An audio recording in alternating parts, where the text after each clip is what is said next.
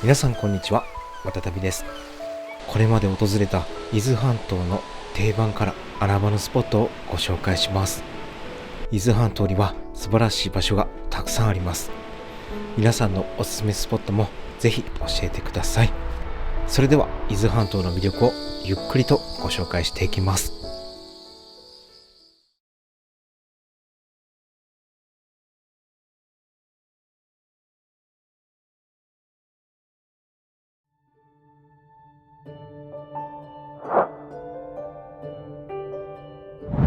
場所は静岡県伊豆半島中央部に位置する伊豆市。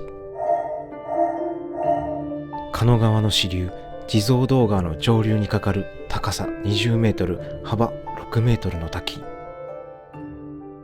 この先にはですね、万丈の滝があります。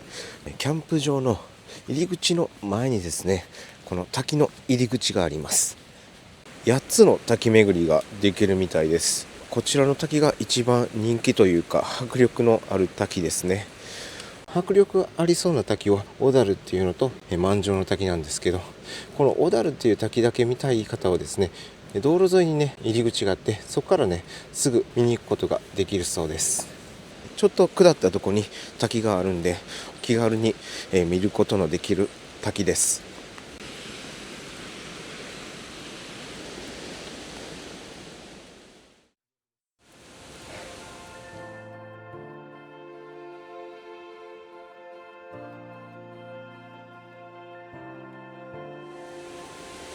すぐ左手に滝は見えるんですけど、まずねあちらの吊り橋の方にね行ってみたいと思います。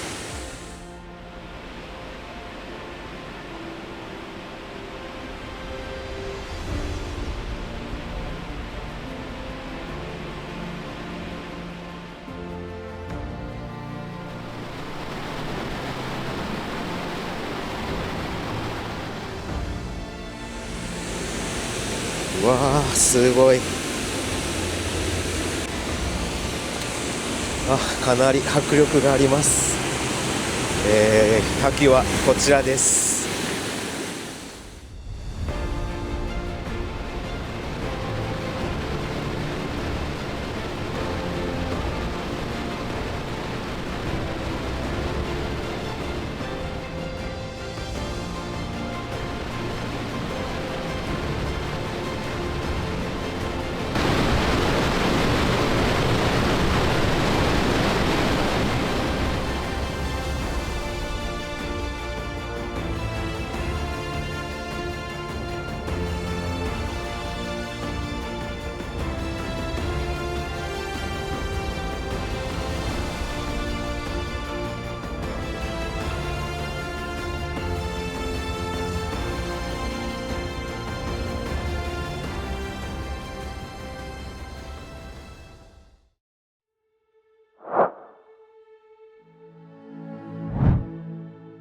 伊豆半島南西部の海岸沿いに位置する松崎町。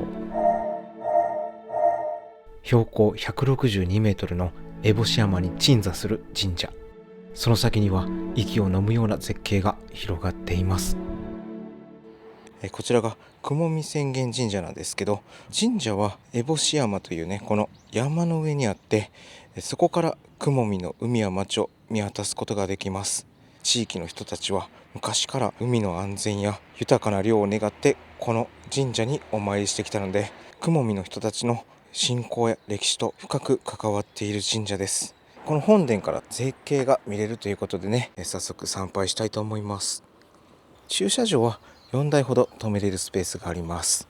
標高164メートル、石段が130段、階段も一段一段幅と高さがあって疲れそうな階段です。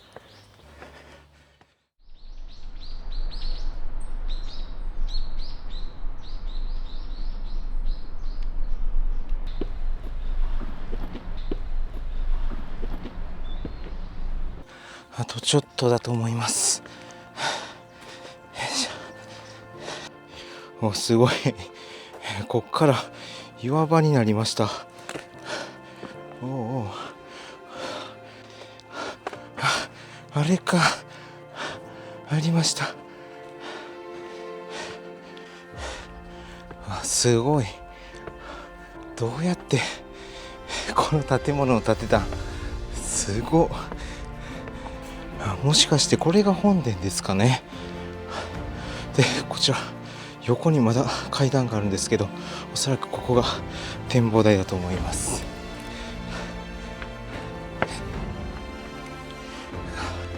すごい。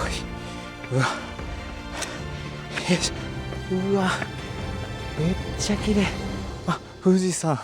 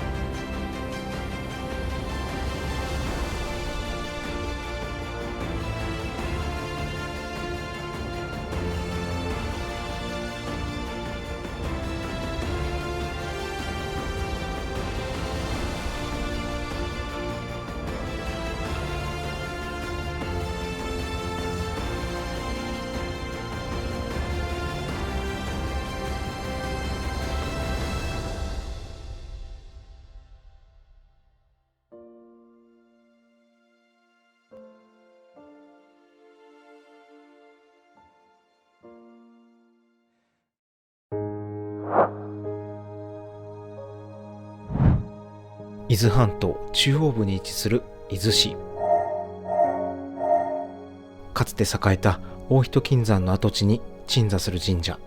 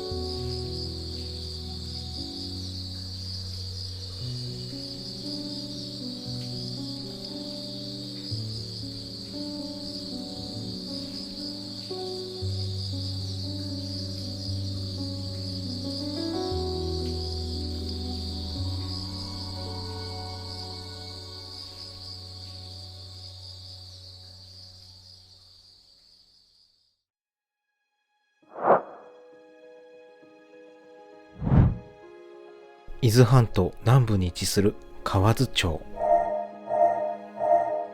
人気の観光名所河津七樽から少し山の中へ進んだ場所にある穴場の滝です。この先にですね、滝があります。一般車両は通行止めになっています。この先はですね、徒歩で行くことはできるんですけども、自己責任になります。でこちら熊注意の看板があるんですけど、伊豆半島では熊が絶滅したと聞いてます。2023年にですね、一回迷い熊が出没してるんで、一応ね熊スプレーを持って入っていきたいと思います。滝までは今の林道のゲートから徒歩15分ぐらいでね見ることができるそうです。これを渡らないといけません。長靴履いてきてたんで良かったです。この道が合ってるのかどうかわかんないですけど、とりあえずねそっちの川の方に向かってみたいと思います。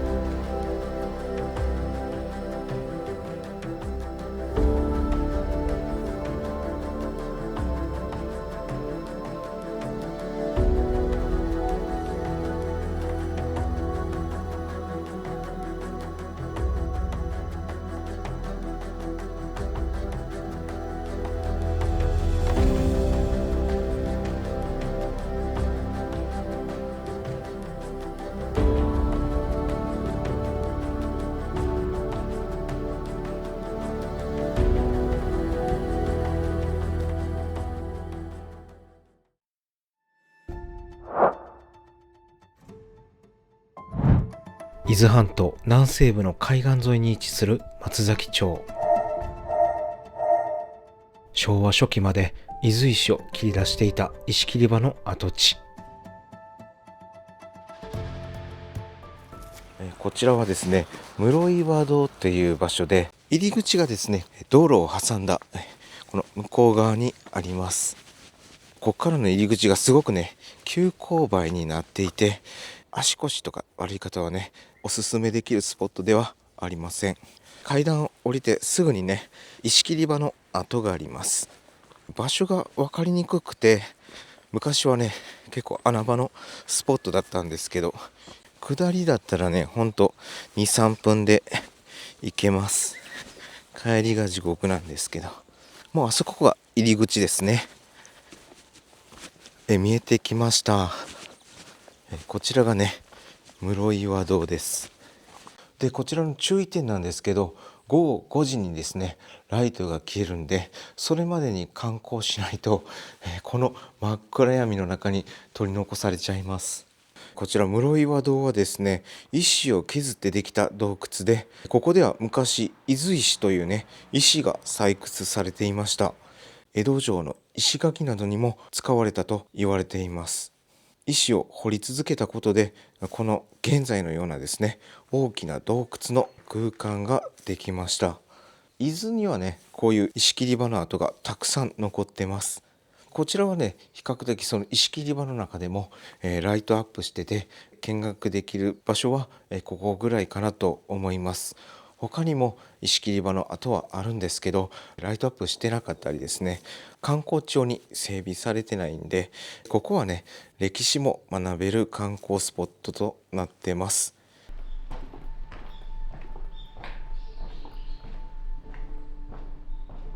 はい、こんな感じですね。でこんな感じでですね、至る所に石を削った跡がね今も残っています。でこちらの見どころなんかがねこんな感じで看板で案内があるんで、歴史を知りながらですね見学することができます。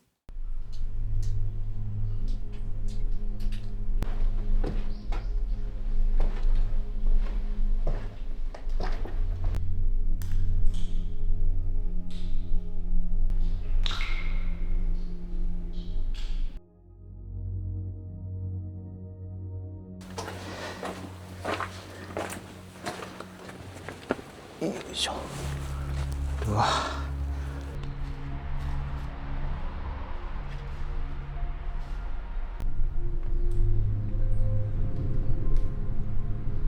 こちらに行くとですね海につながってます。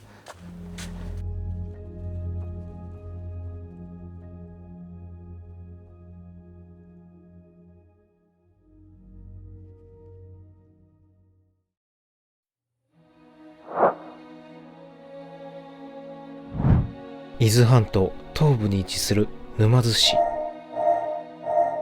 小さな港町の山あいに現れる知名度の低い神秘的な滝。こちらはですね、戸田新田梅林公園っていうね、公園になります。梅林がどこなのかよくわからないですけど、木地顔の滝っていうね、滝を見に来ました。徒歩5分って書いてあるので、気軽に見に来れる滝だと思います。道はこんな感じですね。横にはなんか人工的に作った感じの小川が流れてます。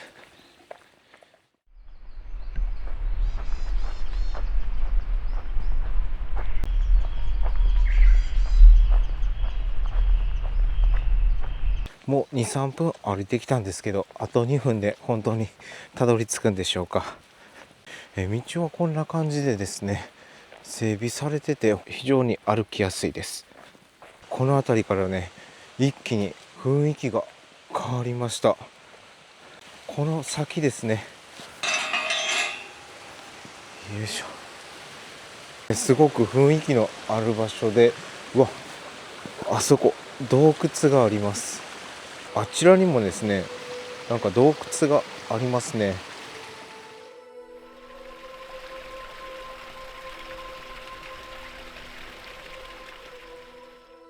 この部分はですね、砂防ダムのような感じになってます。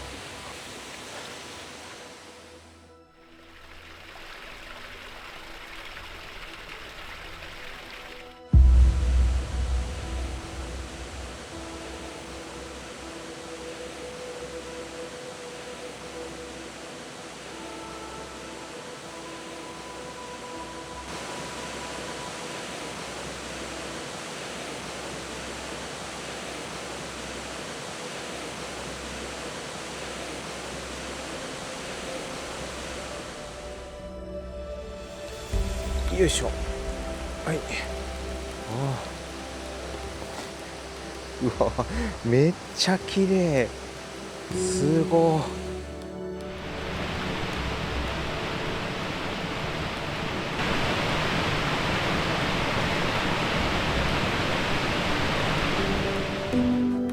い。深くて行くことができないんですけど、こちらがね、滝になります。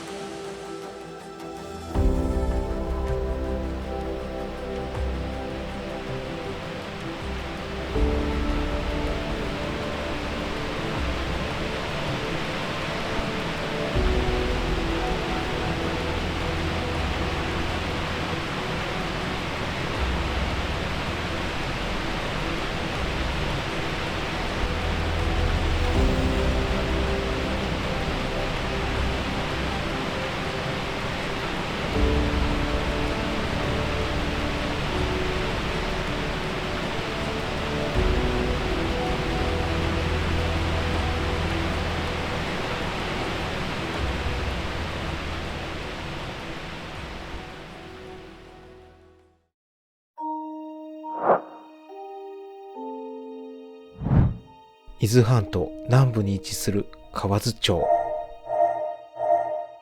約30メートルの落差を誇る滝、大樽を見ながら温泉に入れる場所。こちらはね、無料の駐車場になります。で、この辺りはですね、こういうお店がね、たくさんあります。河津七樽はですね、7つある滝のね、総称になるんですけど、その中でもね、一番落差のある滝がですね、こちらにある大樽っていう滝になります。こちらね、灘樽茶屋の前にですね、滝の入り口があります。ここがね、滝の入り口で、無料でね、見ることができます。ただ、夕方4時には閉まっちゃいます。で、なんとね、こちらにはね、温泉があって、自分はね、この温泉に入りに来ました。この先にね、日帰り入浴の受付があります。で、こちらの温泉は水着着用必須で、水着のね、レンタルもやってます。で、入浴料金は1000円です。で、滝まではですね、こういう階段を降りていくんで、足腰が悪い方にはね、ちょっと大変かもしれません。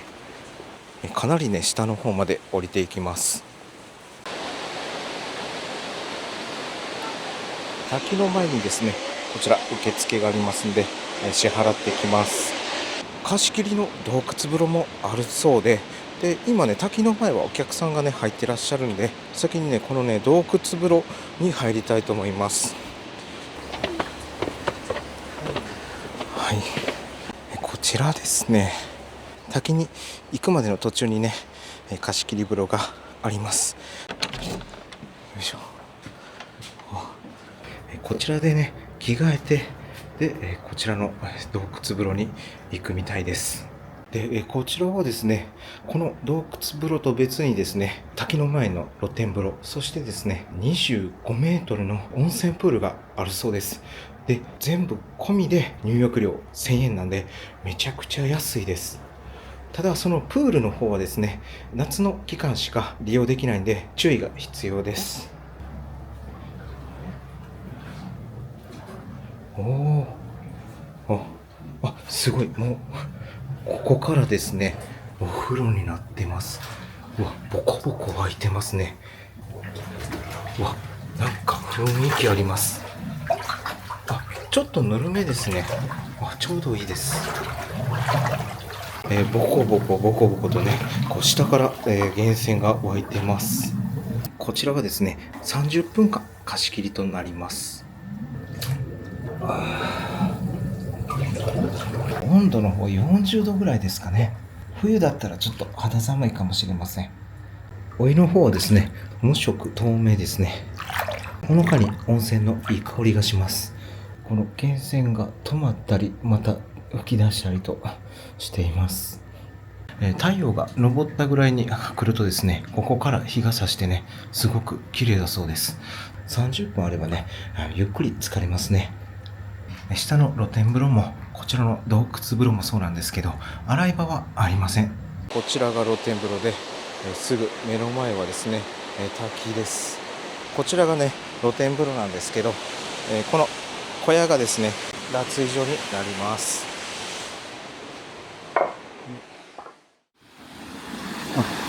こちらですね、こちらが滝です。で、こちらにもね、洞窟があります。すごい。ぬるいですけど、ちょうどいいです。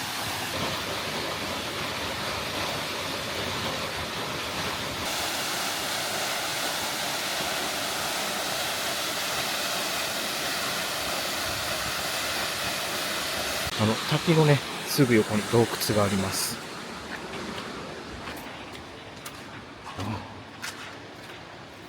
温泉のいい匂いがしてます。こんな感じです。こっちが女湯で、こっちが男湯です。うわー、すごい。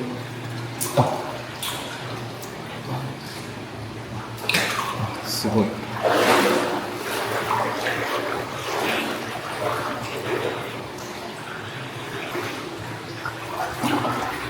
ここで終わりですね。めちゃくちゃ深いです。しかもこっち女湯ですね。結局は男湯も女湯もつながってました。で、この深さはで腰のあたりまであります。で、この洞窟の温度はさっきの温泉よりも、ちょっと、厚めになりますね。こちらの温泉が空いてたんで入ります。よいしょ。はい、こんな感じの温泉です。42度ぐらいですね。これ1000円は本当に安いと思います。で、こちらの温泉もですね、ちょっと厚めですね。川の向こう側にですね、プールがあるみたいなんですけど、今の季節はやってません。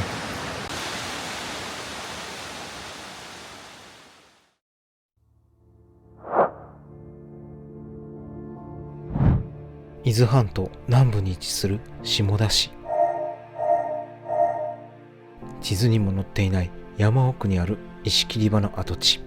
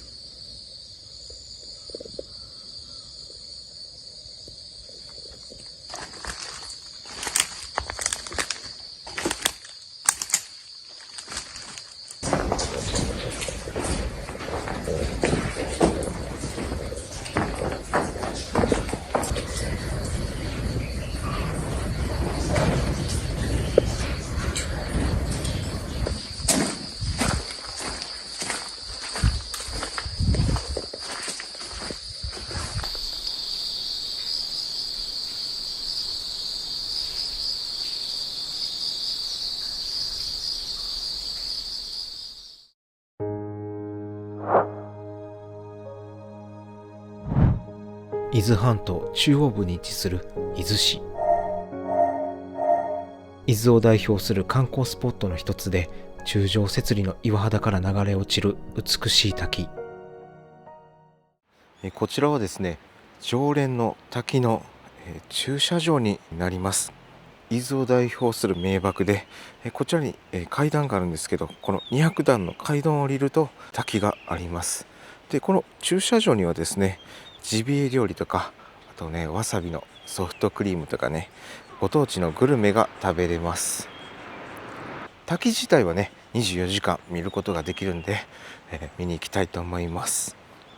人気の観光地みたいですね。レビューもかなり多かったです。で、滝はこちらですね。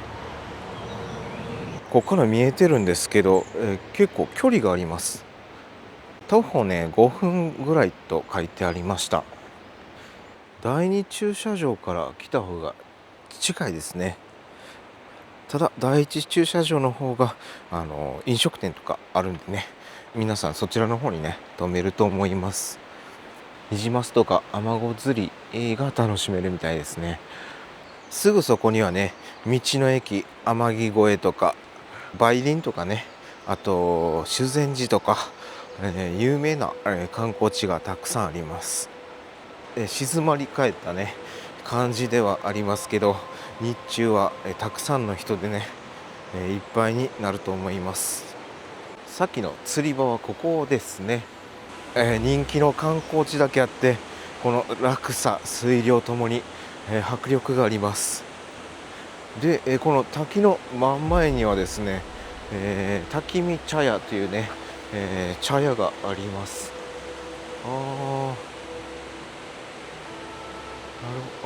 で、こちらではね、わさび漬けが販売してます。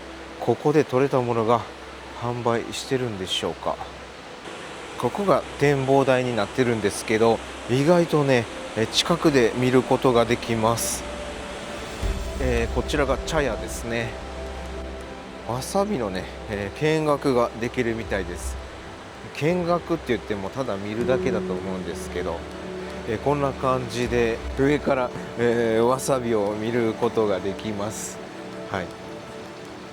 まあこのわさびを見ても仕方ないんでね。はい。滝がこちらです。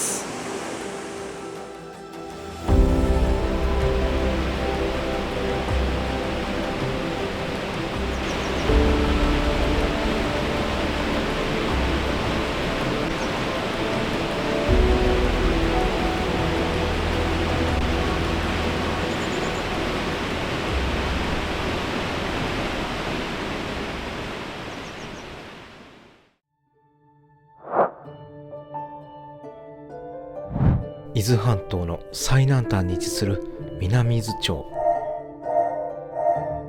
伊豆半島最南端、石廊崎の断崖絶壁に佇む謎のトイレ。駐車場の前にあるこちらのオーシャンパークの横を通ってね、見に行きます。で、こちらはですね、伊豆半島最南端の岬になります。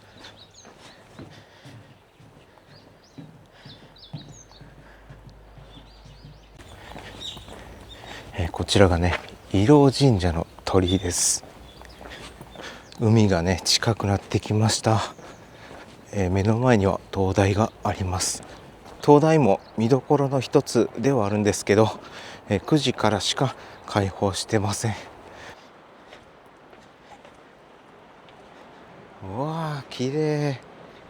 こちらにね神社があります。断崖絶壁の神社です。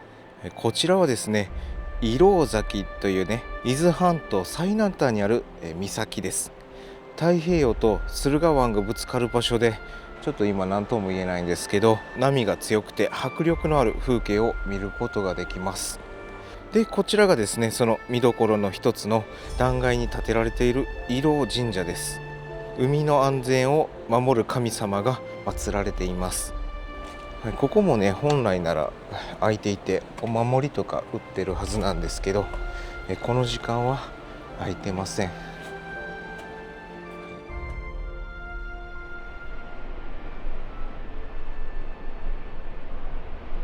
今回の目的はですね、こちらの伊呂神社ではなくてですね、数年前に話題になったんですけど、こんな断崖絶壁にですね、トイレがあるということで、一度はね来てみたいと思ってたんで、来てみました。ここが本当のね最南端になります。特に何もないんですけど、よいしょ。さっきの神社はあんな感じで、本当にね断崖絶壁に立ってます。はい、目の前はですねもう水平線ですね。こんな感じの景色です。今回の目的のトイレはですね、こちらになります。行けなくなってますね。いつから通れなくなったんでしょうか。岩場からね見えそうなんで撮ってみます。こちらがトイレです。昭和天皇が石廊崎へ行幸された際にトイレがないのは失礼になるとの考えから設置されたようです。公式に発表しているわけではなくて、ネットの情報なんで本当かどうかは分かりません。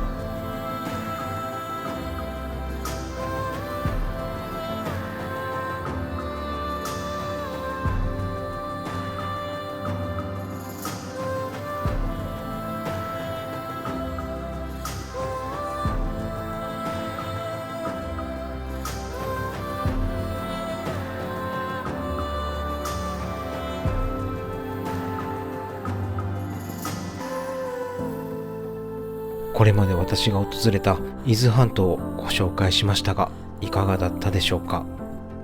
まだまだ素晴らしい景色はたくさんあると思います。皆さんのおすすめスポットもぜひ教えてください。それではまた次の動画でお会いしましょう。最後までご視聴ありがとうございました。